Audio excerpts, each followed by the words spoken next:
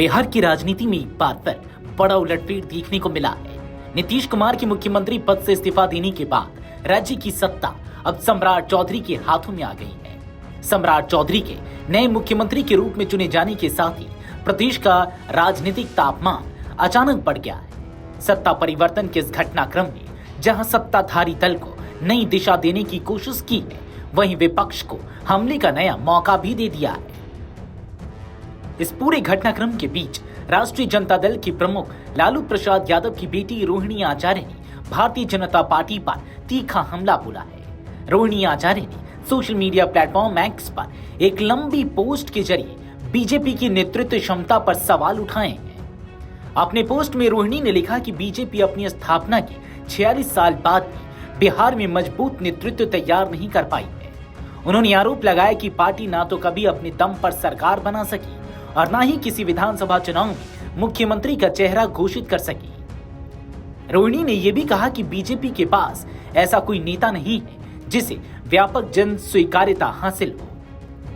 रोहिणी आचार्य ने आगे लिखा कि बीजेपी की राजनीतिक कंगाली इस बात से साफ होती है कि वर्षों की कोशिशों के बाद जब पार्टी नीतीश कुमार को मुख्यमंत्री पद से हटाने में सफल हुई, तब भी उसे एक ऐसे नेता को मुख्यमंत्री बनाना पड़ा जो ना तो आरएसएस की नागपुरिया नर्सरी से आता है और ना ही बिहार बीजेपी की बंजर बगिया का उत्पाद है। इतना ही नहीं, उन्होंने सम्राट चौधरी पर भी निशाना साधते हुए उनके पुराने बयानों का जिक्र किया।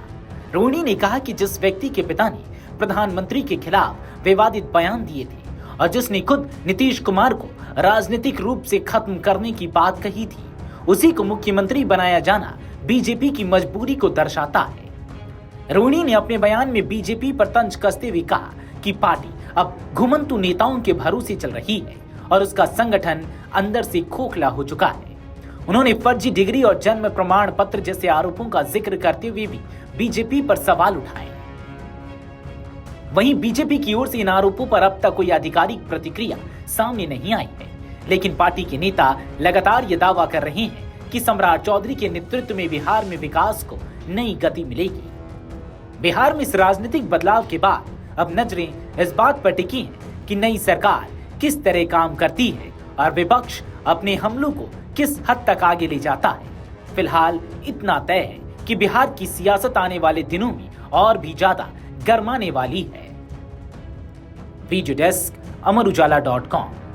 अगर आप ये वीडियो YouTube पर देख रहे हैं तो हमारे चैनल को सब्सक्राइब कर बेल आइकन दबाएं और Facebook पर देख रहे हैं तो हमारे पेज को लाइक करें।